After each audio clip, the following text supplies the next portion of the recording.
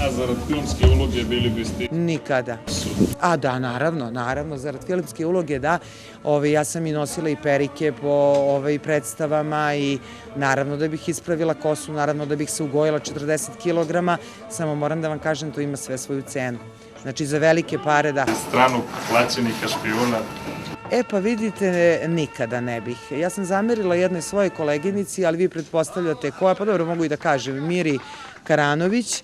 S pravom su je napali kada je glumila muslimanku koju zlostavljaju Srbi. Vidite, ja to nikada ne bih uradila, pa tamo da mi ponude ne znam kakve pare. Zato što sam ja deo ovog naroda, ja prosto pripadam ovom narodu i ja sam najponosnija zato što sam Srpkinja. I veoma sam se dobro osjećam kad odem u inostranstvo i kad me neko pita ko sam i šta sam, ja kažem Srpkinja. Zato što smo mi jedan narod koji je ponosit, koji je duhovit, koji je sve ono, da se ne ponavljam što sam rekla malo pre.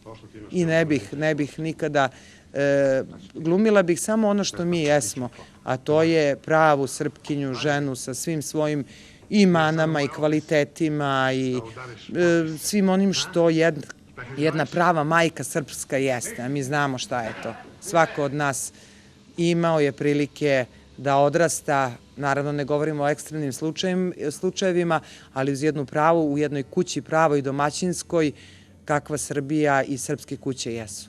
Šta posle Skupštine? Posle Skupštine, pa ja nikad ne gledam, niti gledam u retrovizor života, moram vam reći, niti gledam tamo nešto napred mnogo. Ja živim svaki trenutak, evo sad ovo živim, sad ga živim, ovog trenutka, jer za 2 minuta neću biti u ovoj, proći će, ovo je prolaz. Znači, ne znam šta posle Skupštine, u svakom slučaju moja po vokaciji, ja sam glumica, ja i sad radim predstave, ja dosta gostujem sa Jelicom Sretenovićem, imamo divnu jednu predstavu koja se zove Istina i ja se nikada glume naravno neću odreći, a neću se odreći ni političkog opredeljenja, tako da ja sam sebe odredila, posle toga opet to. Kako vam zvuči to da bi mnogi više voleli da vas vide na filmu nego u Skupštini? Pa ne znam zašto bi uopšte, zašto neko ne želi da me vidi u Skupštini, u redu što želi da me vidi na filmu, a šta to koga ima da tangira? Mislim, zašto neko ima averziju, to što sam ja u redovima Srpske radikalne stranke? Ne znam odakle ljudima pravo da to ocenjuju. Verujte da se meni nikada u životu nije desilo da sam pitala nekog ko je iz LDP-a, a zašto si ti kod Čede u LDP-u? Mislim, svako ima stvarno pravo. Kako je to ugrožavanje integriteta? Ja to ne razumem. To je dovoljno nekulturno, to je neinteligentno i to je nevaspitano po meni. Tako da ja stvarno cenim pre svega vaspitane ljude i kad imate vaspitanog čoveka ispred sebe i kad imate čoveka koji ima domaće vaspitanje, vi možete da pričate o svemu. A kad imate nevaspitane ljude, onda vas pitaju, izvini, zašto pereš kosu na svakih 2 dana? A zašto si ti u Srpskoj radikalnoj stranci? Mislim, ja ne razumem ta pitanja. Ne shvatam. Ja ću biti fin večeras, još samo jedno pitanje. 80. godine, drugovi i drugarice, 90. godine, dame i gospodo, posle 2000-te, braćo i sestre, zbližavate se sa narodom? Ja sam uvek bila bliska narodu, ja nikada nisam bila ni u jednoj političkoj partiji, osim u Srpskoj radikalnoj stranci. Znači, mene politika u tom smislu da pripadam nekoj političkoj stranci nikada nije interesovala, iako sam imala raznih ponuda, pogotovo kad sam došla iz Amerike da živim i dalje, kad sam se vratila u svoju zemlju.